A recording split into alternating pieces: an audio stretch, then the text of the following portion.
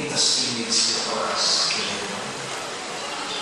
The boy Jesus, the Santo Niño, with so much confidence and faith in the Father, says to Mama Mary, Mother, don't be worried too much. I am in the house of my Father. Nandito ko sa pamamahay ng aking Ama. Ano mangyayari masama sa akin dito? This is what the Santo Niño is telling the Mother. And is telling all of us today. If you take a look at the Santo Niño, napakaganda po ng image ng Santo Niño. Pero iba-ibang klase yan, but this is a classic one. Nakasmile siya, bata ng tsura, tapos may hawak-hawak sa bilog sa kamay. Ano yung bilog na ito? Tinanong ko kanina sa katedral, sumigaw yung bata, Mansas! Hindi Mansas. Yung isa sabi niya, bola. Hindi bola yan. Gusto ko sana talaga yung mga bata na nag-aaral sila sa Facebook. What is that actually? Yung makatanda na lang. What is that the Santo Niño is calling? What is that na? Although, imagine, left hand pa yan, isang kamay pa. Very good.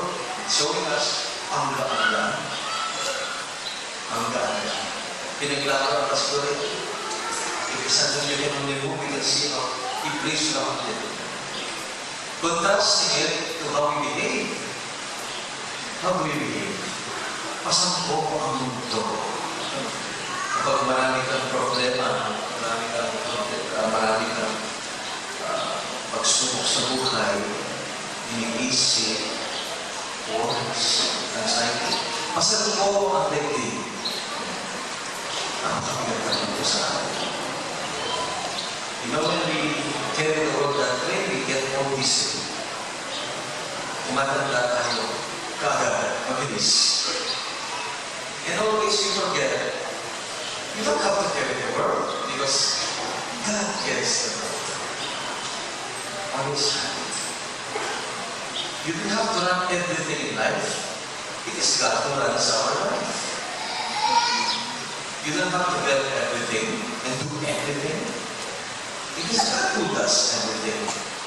You only participate. And sometimes we learn that the hard way. And there we state every Sunday, Lord, we trust in you. We have faith in you. Really? Do you show that in life? Pinapakita ko ba natin yan? Na may pananampalataya tayo sa usually, on the right hand of the Santo Niño, we find the how the center. The Santo Niño, we find the right hand blessing, blessing the world. Feels good about the world. Ang mundo ito, maraming kasamaan. Ang mundo ito, maraming kalamitan. May earthquake, may baka, may sunog. Ang mundo ito, maraming kriminal. Ang mundo ito, maraming kasalanan. And yet, the Santo Niño is blessing it. Blessing it. Contrasting to how we behave sometimes, cursing it. Cursing it.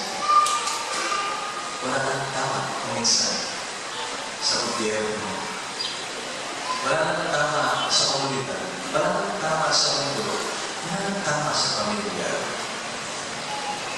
When the Santo Niño says, you bless, you don't curse. Let's ask ourselves, dito po sa mundo, ano yung magwawahi? In the end, what will it thrive? Is it gulo or kapayapaan? What do you think? Gulo or kapayapaan? Response? Of course, kapayapaan. Well, we have the first reiterating that answer before us. Book of the prophet Isaiah. Don't forget, narinig natin, no? He's the Prince of Peace. Our Lord Jesus is the Prince of Peace, and His dominion, it says, where He reigns is peace. Kapayapaan. Kung tayo nananalig na nampalataya sa Diyos, naniniwala tayo magkakari ang kapayapaan. Bakit po maraming gulo? Bakit may gera? Bakit hindi nagkakasundo yung mga bansa? Bakit mismo sa bansa natin hindi nagkakasundo yung mga kababayan natin? Well, hindi pa tapos po ang usapan. Hindi pa tapos ang pagkakas. In faith, we believe that the Lord Jesus, in the end, will make peace triumph over war, conflict. Ang kapayapaan ay magwawagi sa kabuluhan. Kaya kung tayo ay mga magugulo, hindi pa papayagan ng Panginoon na magwagi ang gulo sa kapayapaan. Ano po ang magwawagi? Is it masama, kasalanan, o yung kabanalan? The second reading, we take it from St. Paul to the Ephesians, implicitly tells us that he who is in Christ lives in holiness. In holiness. Ang Panginoon hindi niya ibabayaan magwagi yung kasamaan at kasalanan. Masama tayo ngayon, makasalanan tayo ngayon, but we know in faith that the Lord will not let sin triumph over us. And in fact, that is what we worship every Sunday, what we see in church, the sacrifice of the cross. Bakit pinako sa cross ang Panginoon? Para sa akin, pinako sa cross, muling na buhay. In order to defeat sin, in order to defeat death. That is why the goodness of God triumphs over sin and death. Bandang huli ang magwawagi ang buhay, hindi yung kamatayan. Bakit ako tayo sa kamatayan? The Lord says, there is an end for you. Because there is life, there is eternal life. You know, this is not the Santorineo means. The Santorineo, the child who has so much confidence in the power that today he tells us, echoing the gospel text, why be anxious and worried? We are in the house of God. Nandito tayo sa templo ng Panginoon. Hindi na ito simbahan, itong mundo. Ang lahat ng mundo ang kanalitan ay sa Diyos. And God will never make evil, will never make conflict, will never make sin triumph over good. That is what the Santorineo imparts to us today.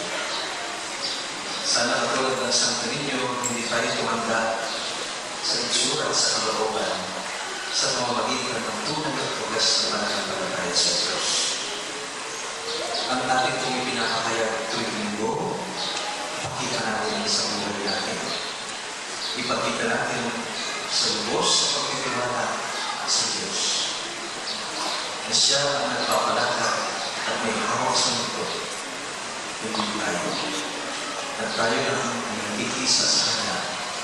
Tayo ay sumasama sa Kanya. Sapagkat unang-una yung pagmamahal niya sa atin. At ang pagmamahal nito ay siya makakapagpapalito sa ating buhay. Hindi ang sarili, kundi ang Panginoon.